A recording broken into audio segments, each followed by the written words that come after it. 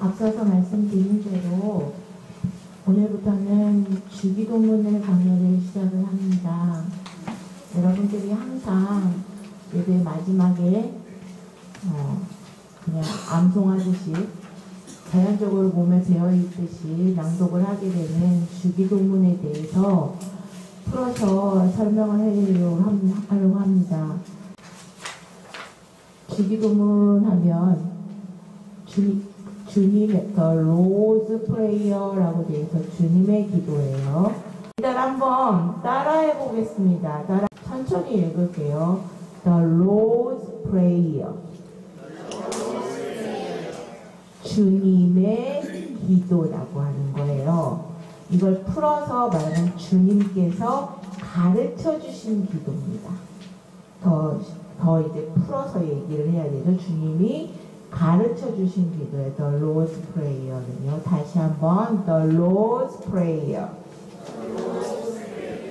하면서 처음에 등장하는 첫 번째 글이 뭐냐면 This, then, is how you should pray. 시작. This, then, is how you should pray. 예, this는 이거. 좀 사투리 같은 말, 요거. 예, 이거. then은 그러므로 라고 하는 접속사예요. 자, this라는 말을 앞으로 끌고 나왔어요.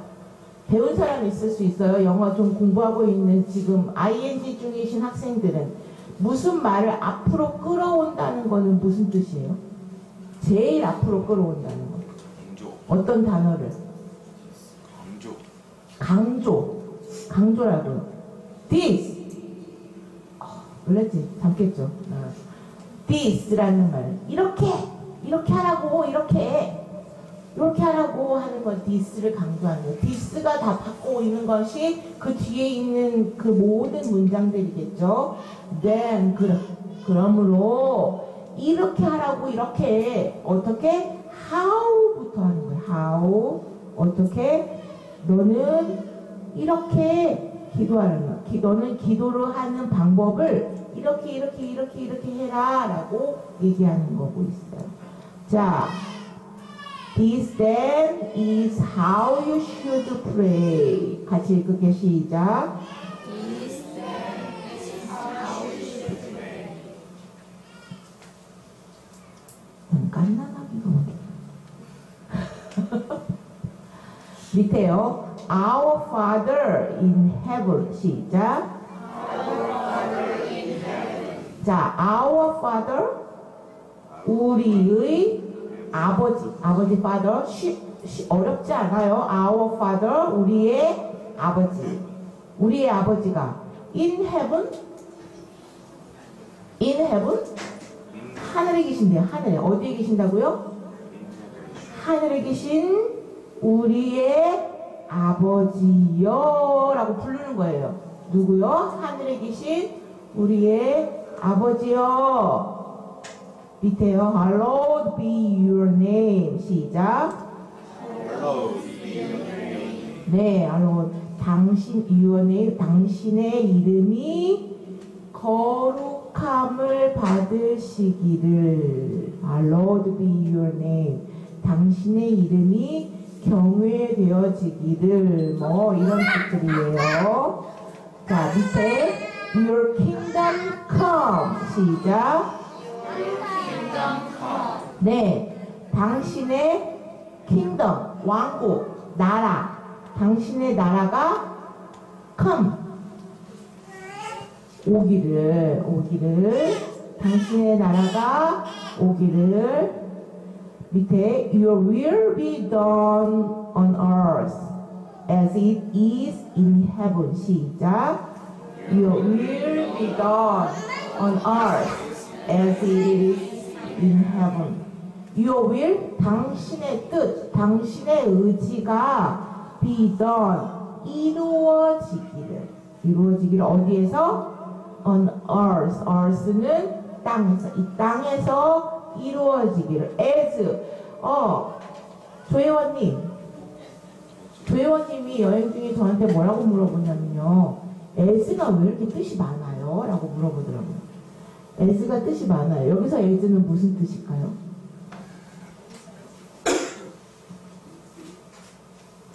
여기서 as는 무슨 뜻일까요? 맞아요. 오. 여기서 as는 뭐뭐한 것처럼이래요. 뭐뭐처럼 it is in heaven. 하늘에서 이루어진 것처럼 땅에서도 앞으로도 이루어지기를 바란대요. 자, 시제를 잘 봐야 돼요. 우리나라 말들도 근데 이제 시제를 잘 봐야 돼요. Your will be done. It is in heaven. 모두 다 과거예요, 현재예요, 미래예요, 뭐예요? 현재. Right now, 지금, 당장. Here and now, 지금, 여기서 이루어지기를 소망합니다. 라고 하는 게 앞에 구절의 얘기예요. 처음부터 한번 쭉 읽어볼게요. 다시. The Lord's Prayer. This, then, is how you should pray. Our Father in heaven. Hallowed be your name. Your kingdom come. Your will be done on earth as it is in heaven. 자, 이제 설명을 좀 해야 되겠어요. 이렇게 기도하라 라고 되어 있어요. 똑같은 본문이 마태복음 6장, 우리가 보고 있는 6장과 똑같은 본문이 누가복음 11장에도 있어요. 성경을 한번 찾아볼게요. 누가복음 11장. 마태복음에서 뒤에 마가복음 지나서 그 뒤에 누가복음이 나와요. 여러분들 찾고 계셨던 마태복음을 지나서 마가복음을 지나서 누가복음이 나와요. 누가복음 11장.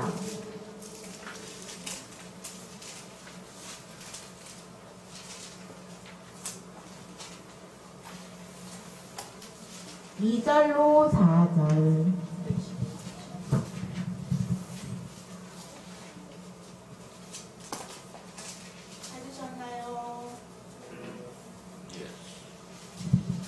누가복음 11장 2절에서 4절 찾으셨으면 한 목소리로 같이 크게 읽겠습니다. 시작.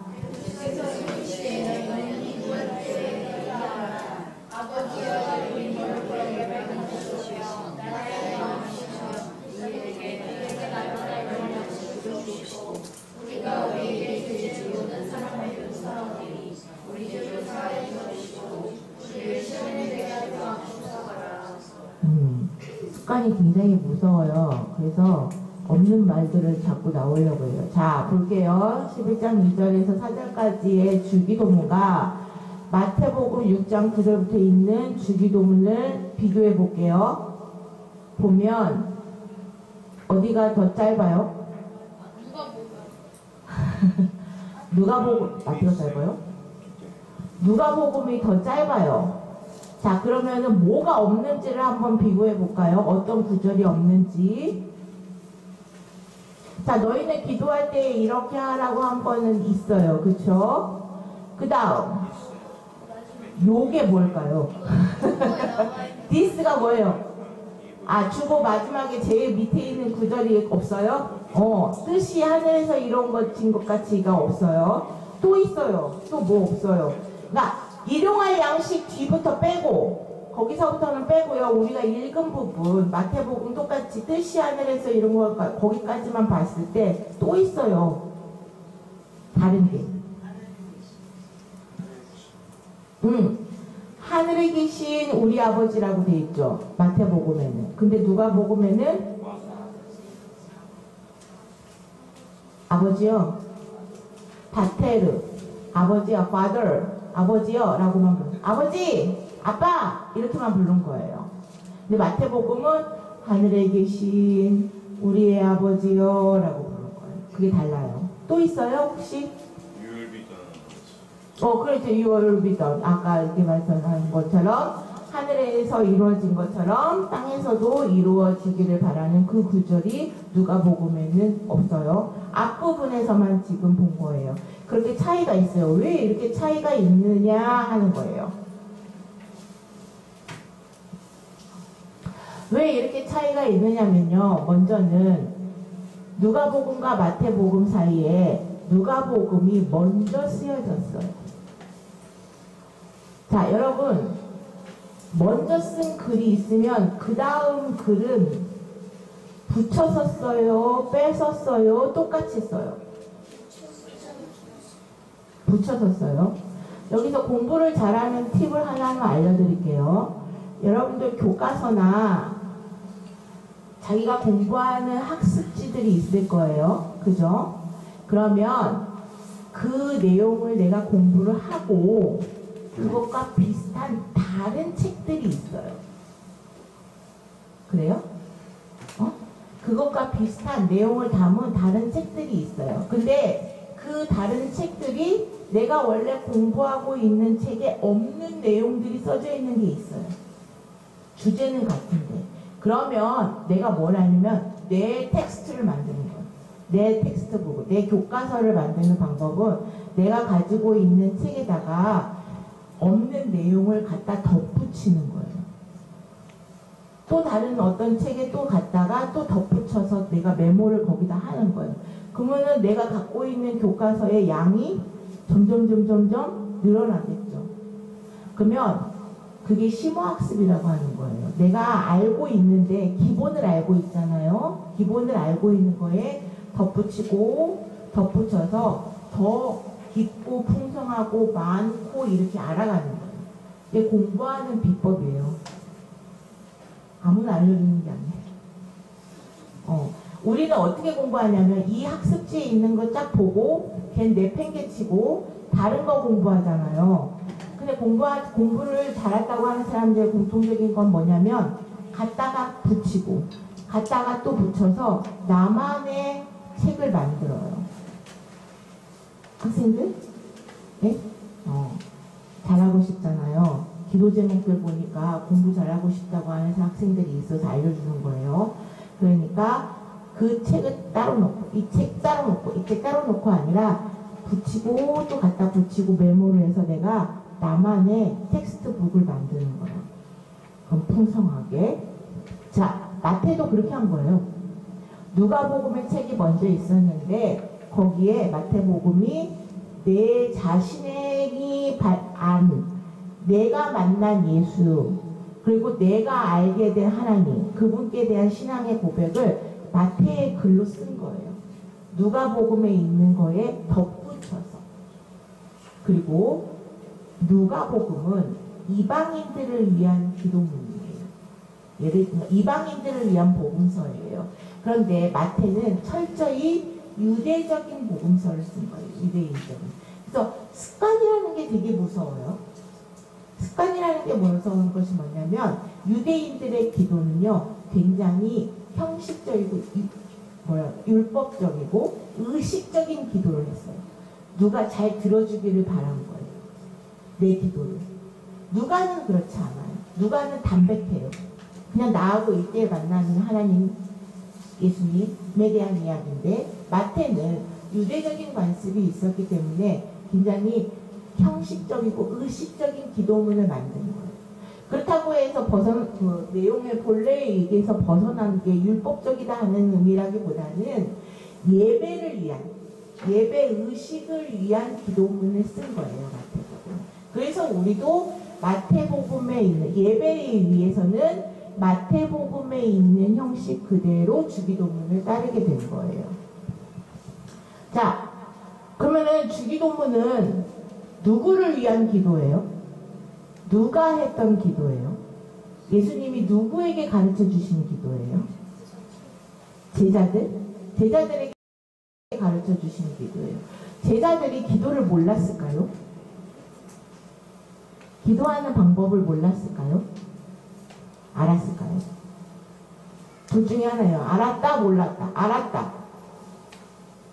기도하는 방법을 제자들이 알았다. 둘, 셋, 땡. 나머지 몰랐다예요? 2번 몰랐다. 그 양다리를 거치시는 분은 네 몰랐다. 제자들이 기도하는 방법을 몰랐다. 그래서 가르쳐 주신 거다. 3. 내가 모르겠다. 뭔지.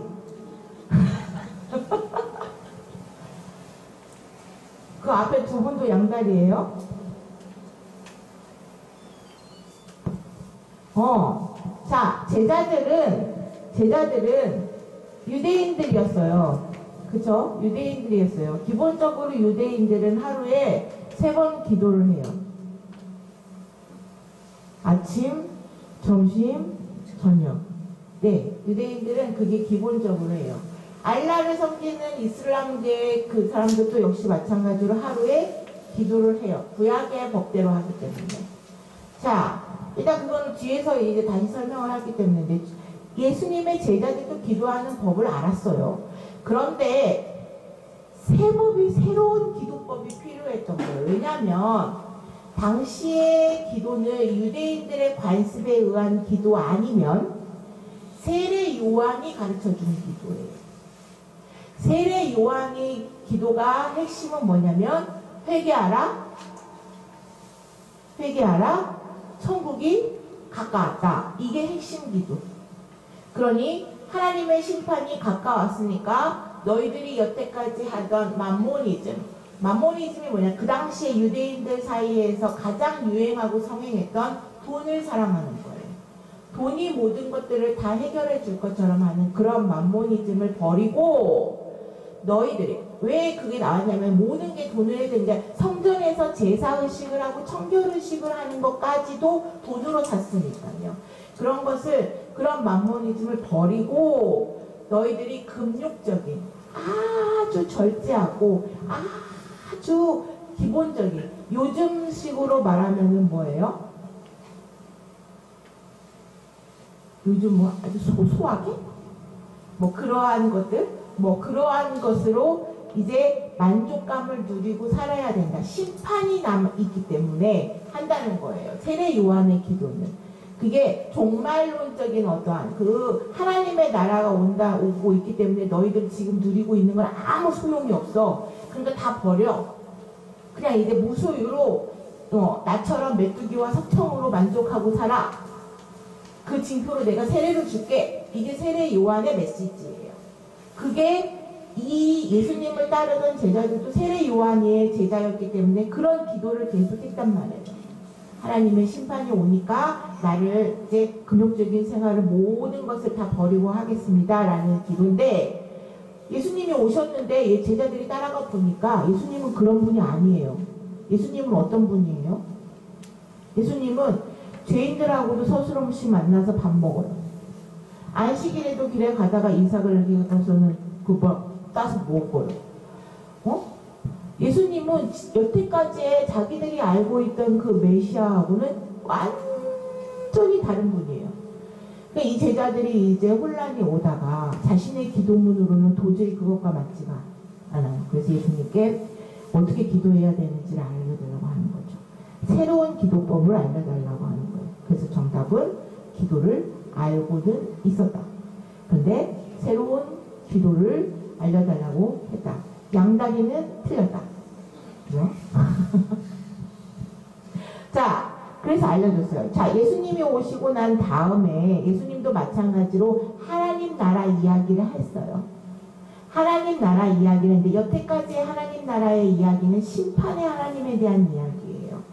그런데 예수께서 말씀하시는 그 하나님 나라는 심판을 통해서 너희들을 멸망시키고 끝장을 내겠다는 것이 아니라 하나님께서 다시금 회복시키고 용서하시고 그 사랑을 베푸시면서 우리가 천국에 잔치를 벌리는 모습을 연상시키는 거예요. 그래서 당시에 이 사람들이 가지고 있던 거 말고 소망, 새로운 소망을 갖게 하는 기도가 바로 주기도문이에요. 자, 또 하나 잘 보시면 주기도문의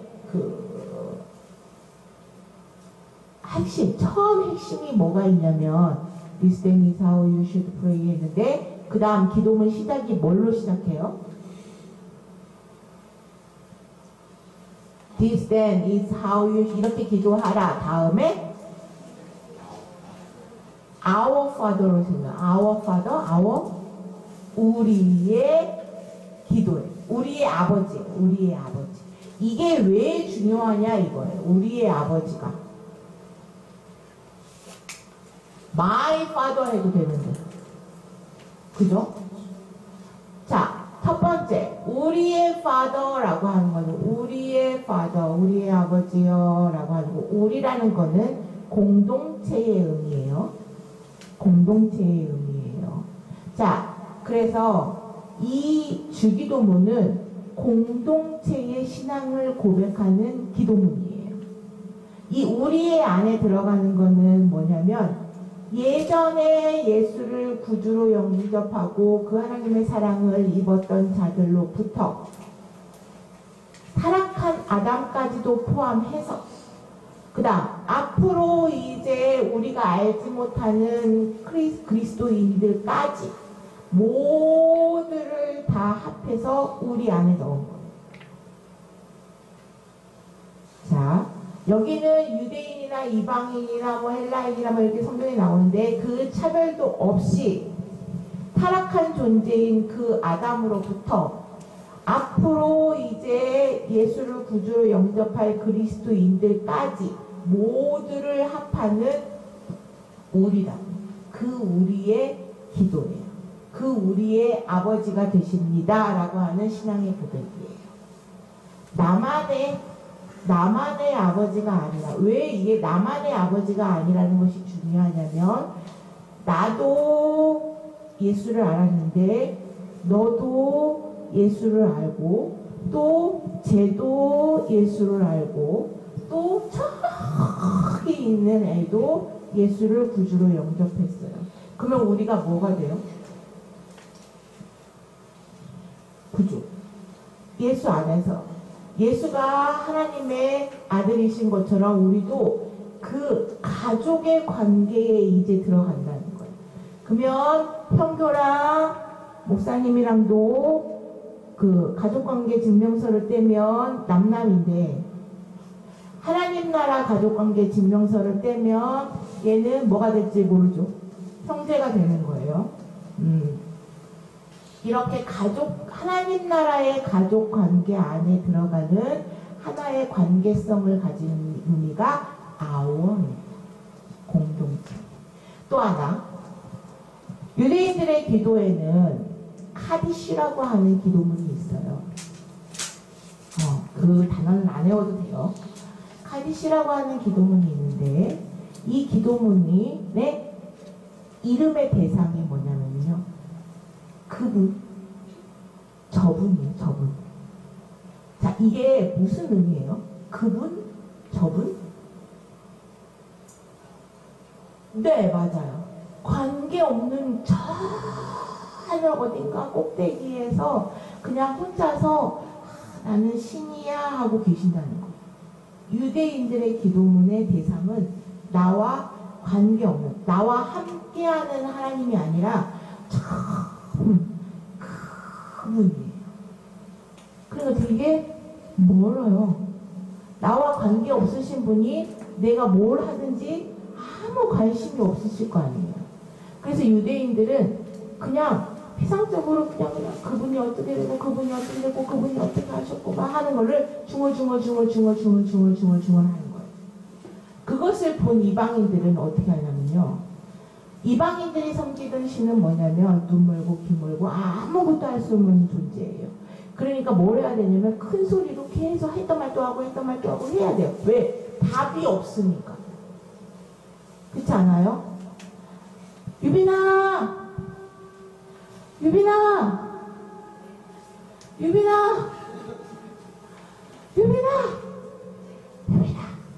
답이 없어. 그럼 내가 몇 번 불렀어요? 한 4-5번 불렀죠.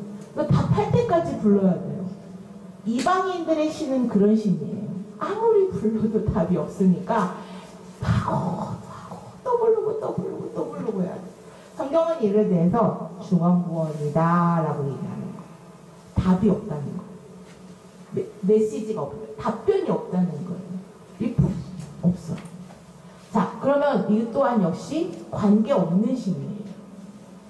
자, 이렇기 때문에 우리의 아버지는 나와 우리와 함께 하시고 저 하늘에 계시는데 우리와 함께 하신다는 의미가 이 Our Father 안에 들어요. 그래서 중요하죠. 그분이 아니라 우리의 하나님 아버지시다라는 의미예요. 이해되세요? 자, 주기도문이 어디에 있냐 하는 게 문제예요. 위치. 주기도문은요, 소위 우리가 알고 있는 산상수훈이라고 하는 중간에 탁 박혀 있어요. 자, 또 하나 질문이요. 어떤 글에서 가장 중심 위치에 있다는 것은 무슨 의미예요? 그쵸? 중요하다는 의미예요. 자, 우리가 산을 그릴 때 어떻게 그려요? 여러분들 산을 보통 그릴 때 어떻게 그려요? 이렇게 그리죠. 산을 그리라고 했는데 이렇게 그리는 사람이 있어요? 없어요? 있어요? 아니요? 몰라요?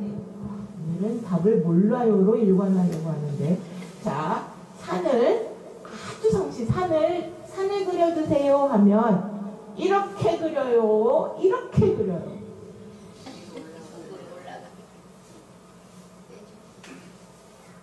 어떻게 그려요? 그나마 그림 잘 그리시는 거. 어떻게 그려요, 산을? 마지막에 제가 어떻게 그렸어요? 기억이 없었어요.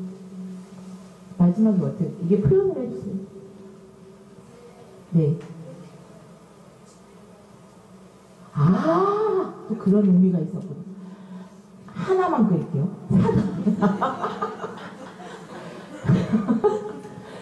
연속성인 산 말고 산 하나, 봉우리 하나 어떻게 그려요? 네. 봉우리가 뭔지 알죠? 산꼭대기. 산꼭대기가 이렇게 오게 그려요. 이렇게 오게 그려요. 이렇게 그려요? 이렇게 그린대요. 대부분 이렇게 그리죠. 주기도문의 위치가 이 산꼭대기에 있는 거예요. 산으로 표현했을 때 산상수훈이잖아요. 그러니까 산으로 표현한 거예요. 예수께서 산상수훈이라고 산으로 표현했다고 해서 그런 게 아니라 예수께서 산에서 가르치는 설교에 대한 내용인데, 산상수훈의 처음은 어디서 시작하냐면 팔복부터 시작해요. 너희가 이렇게 하면 이 복을 받고, 너희가 이렇게 하면 이 복을 받고, 너희가 이 복을 하면 이렇게 받는다 하고 초반부터 이제 시작을 해요. 좀 쉬운 것 같이 보이죠? 초반에는. 설악산 타봤어요? 초반에 케이블카를 타서 안 되는데. 처음부터 걸어 올라갔어요. 원적산 가봤어요? 네. 끝까지 가봤어요. 끝까지 가봤어요? 맨 아래부터 끝까지. 처음에 어땠어요? 처음 스타트부터 힘들었어요? 처음에 어땠어요? 하나도 안 힘들었어요? 네. 팔복 정도는 하나도 안 힘든 거예요. 팔복도 힘들면은 산을 안 타보신 분이야. 자, 그렇게 해서 터벅터벅 가요. 팔복이 지나면 뭐가 나오냐면 너희가 세상에 빛과 소금의 역할을 감당하라는 게 나와요. 그게 한 중턱 정도 가면 그렇게 나와요. 조금 숨이 차요. 그래서 조금 더 올라가요. 좀 더 올라가니까 뭐라고 하냐면은요, 밥 먹지 말라는 게 나와요. 금식하라고. 네, 절제하라고 하는 게 나와요. 자, 밥도 못 먹고 산을 탔어요. 올라갔더니 뭐 하라고 하냐면 이렇게 기도하라 라고 하는 게 나와요. 자, 이제 기도하면 주기도문이 제일 꼭대기에 떨어졌어요. 자, 기도하라고 해서 열심히 이제 기도했어요. 그 다음 산을 오르는 게 중요해요? 산을 내려오는 게 중요해요? 올라가는 게 힘들어요? 내려오는 게 힘들어요? 올라가는 게 힘들긴 힘들어요. 근데 올라갈 때 다칠까요? 내려올 때 다칠까요? 어떻게 알아요? 다쳐봤어요? 미끄러져 봤어요? 자, 주기도문은 제일 꼭대기에 섰어요. 그 다음 잘 내려오셔야 돼요. 산을 타보신 분 줄은 알아요. 대부분 사고는 산을 내려올 때 나요. 자, 조심조심, 관절 안 다치게 조심조심 내려와야 돼요. 그래서 너희가 이렇게 해서 자선은 이렇게 베풀어라, 구제는 이렇게 해라 하는 것이 나와요.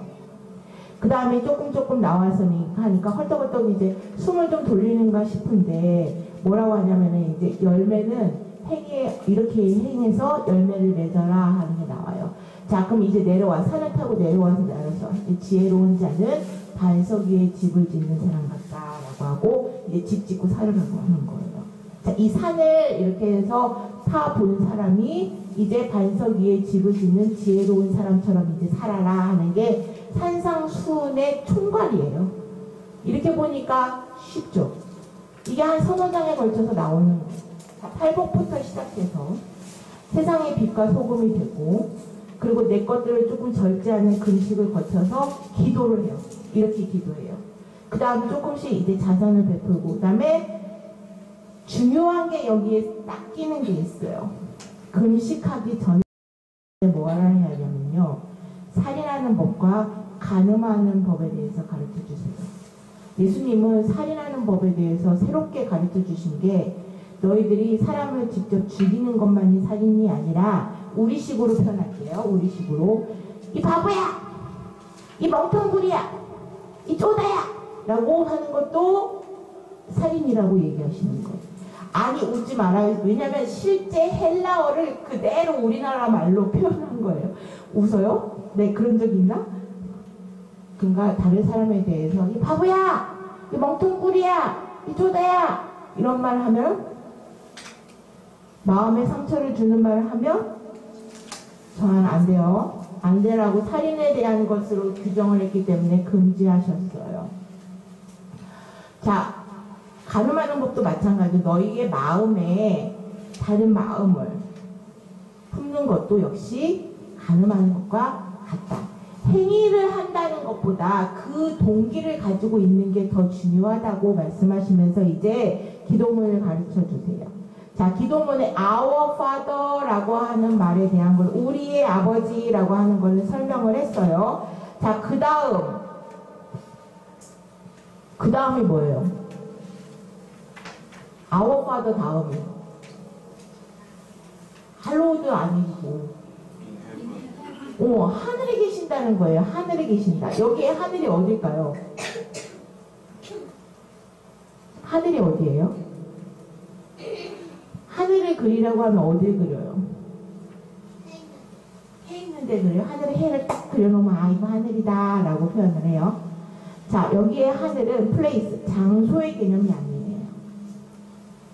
우리가 이렇게 눈으로 확인해서 이제 볼 수 있는 장소의 개념이 아니라 전에 한번 장로님이 설명해 주셨는데 차원의 개념이에요. 우리하고는 차원이 다른 곳에 계신다는 개념의 하늘이에요. 어떤 차원이냐면 굉장히 초월하는, 우리 피조물들이 살아서 제한적인 곳이 아니라 제한적이지 않고 굉장히 초월한 어떠한 그 곳에 계시는 우리의 아버지시여 라는 의미예요. 장소의 개념이 아니라 차원의 개념이기 때문에 초월하시는 분이시다고 하는 그런 뜻을 품고 있는 게 하늘의 개념이지, 하늘이라고 하니까 하늘가 있는 저 하늘이다 해갖고 사람들이 막 찾아요. 우주의 행성의 몇 번째에 저거는 천국의 하늘일 거야 막 이렇게 찾아요. 그런 개념이 아니라고요. 만약에 그렇다고 하면은 유대인들이나 이슬람이 얘기하는 건데 그분 저분이 돼야 돼요. 근데 하나님은 지금도 우리와 함께 계셔요. 그런데 우리하고는 다른 차원에 계시는 거예요. 어려운 말이니까 그냥 그렇게 알고. 자, 하늘이라고 할 때 그 하늘은요 원래 복수예요. 단수가 아니라, 여기는 하늘이죠. 근데 원래는 하늘들이에요. 하늘들. 원래 본문에는. 그래서 히브리 말로는 샤마임이라고 해요. 외울 필요는 없어요. 히브리 말로는 샤마임이라고 해서 쌍수, 복수예요. 자, 왜 이렇게 표현하냐면 이들의 유대인들에게는 하늘을 세 개로 구분해요. 뭐 목사님이 계속 설명하셨던 것과 같은 얘기예요. 우리가 보는 하늘, 그러니까 이 지면으로부터 이 모든 게 다 하늘이에요. 여러분들이 땅으로 밟고 있는 이건 땅인데 여러분들이 보고 있는 이 창공 그냥 새가 날아다니고 피조물들이 이렇게 날아다니고 비행기 날아다니고 우리가 하늘을 가로질러서 왔잖아요. 그 모든 것들이 그냥 창공이라고 하는 하늘이에요. 또 하나 뭐가 있냐면은 차원을 달리기 위해서 마귀, 사탄 마귀의 악의 세력들이 권세를 잡고 있는 공중이라고 하는 것이 또 하늘로 표현이 돼요. 유대인들이 실제로 가지고 있는 하늘에 대한 개념이에요.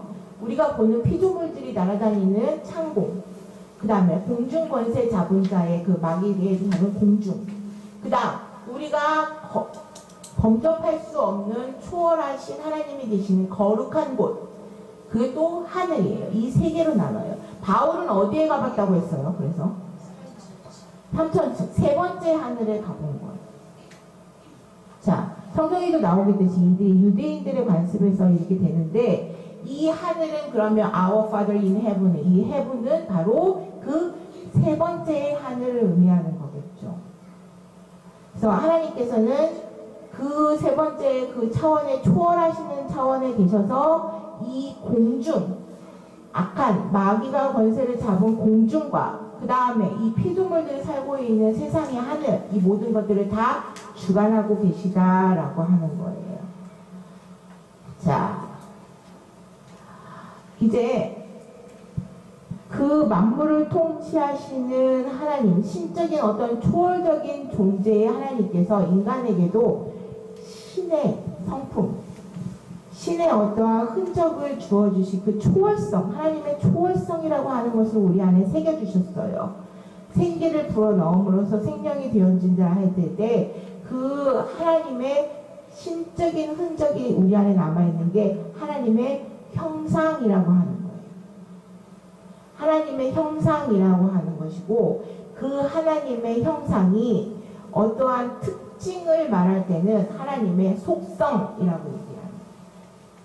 이미지를 얘기할 때는 하나님의 형상이라고 얘기하고 말하자면은 희원이라는 이름을 딱 떠올리면은 희원이의 이미지가 딱 그려지잖아요. 어떻게 생겼고 어떤 몸매를 가지고 있고 안경을 쓰고 있고 한다는 이미지가 있죠. 그 사람에 대한 이미지. 그게 하나님의 형상이에요.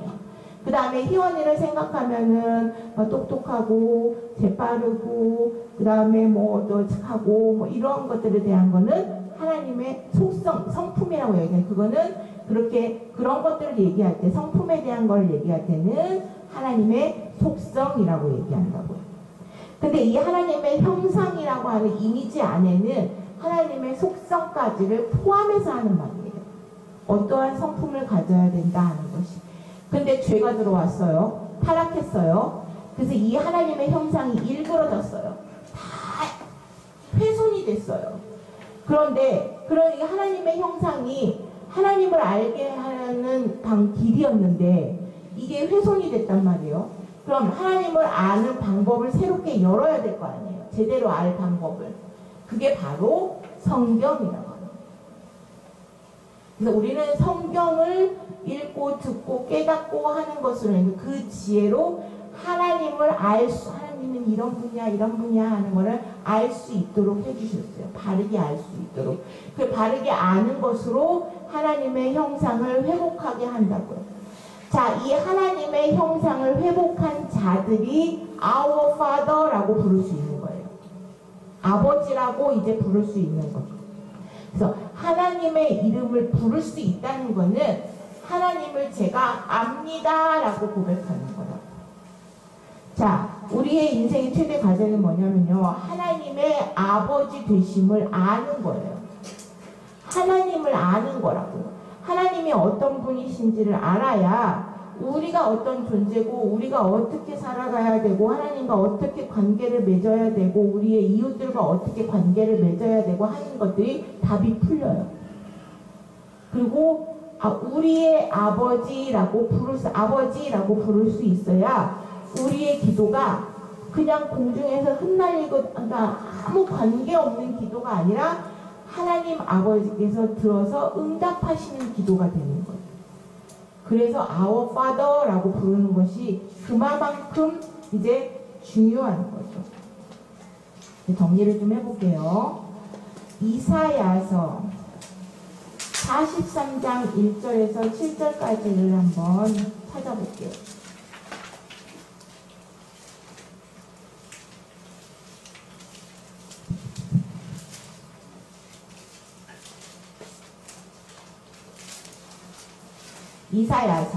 이사야서는 구약성경, 앞쪽에 구약성경에 있어요.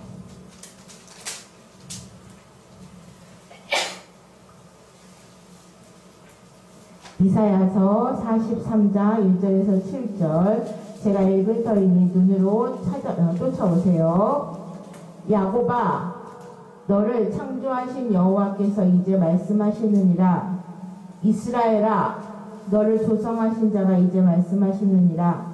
너는 두려워 말라. 내가 너를 구속하였고 내가 너를 지명하여 불렀나니 너는 내 것이라.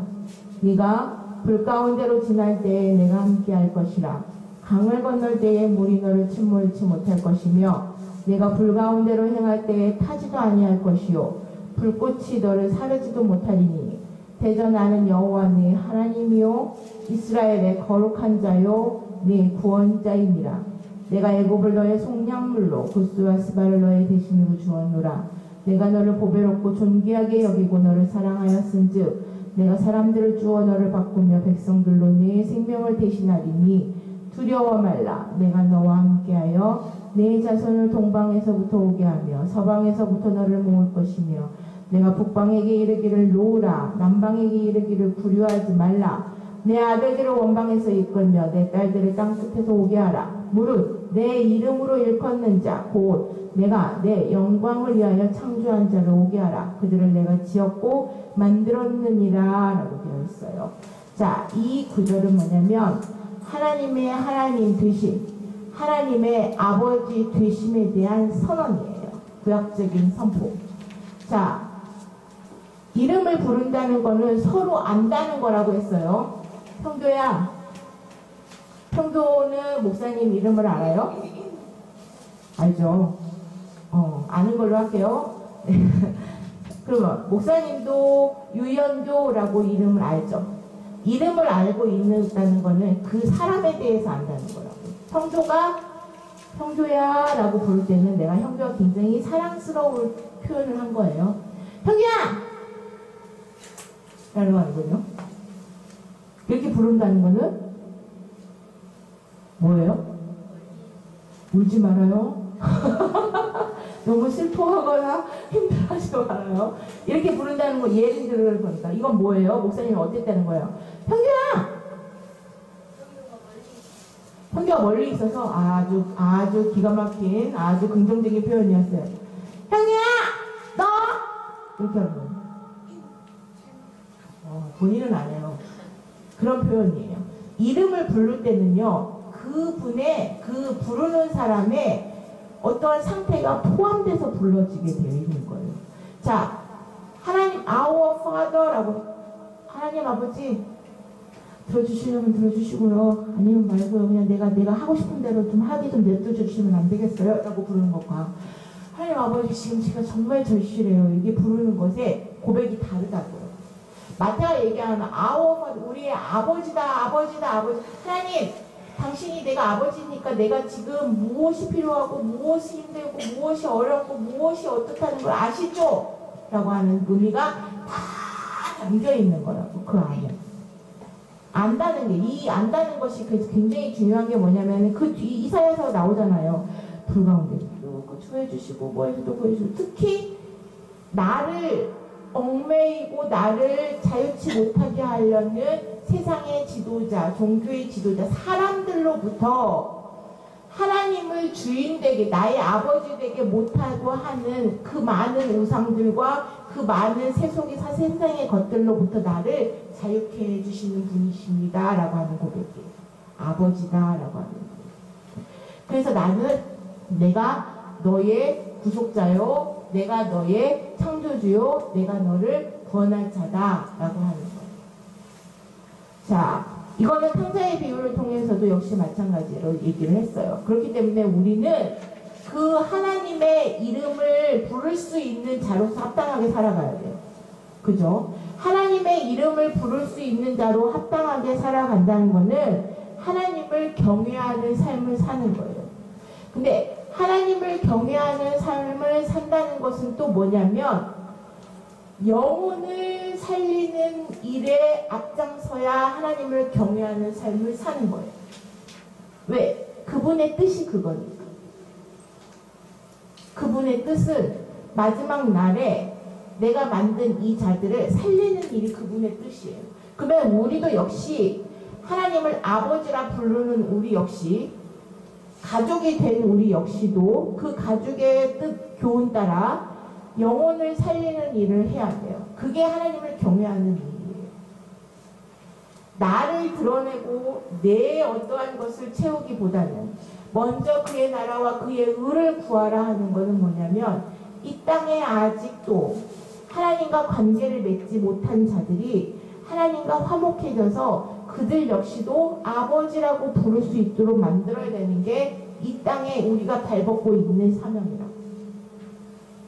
자, 그렇다면 영혼을 살리지 못한다면 하나님을 경외함이 그 안에 없는 거예요. 내 영혼도 마찬가지고 그 누군가의 영혼을 실족시킨다면 나로 인하여서 내 신앙이 하나님을 아버지라고 부를 수 있는 내 신앙이 그 단계에서 탈락되거나 또 나로 인하여서 내 행위와 말로 인하여서 또 누군가가 하나님을 저버리게 되는 일이 되면 나는 그때부터 하나님과의 관계가 단절되는 거예요. 내가 아무리 잘해.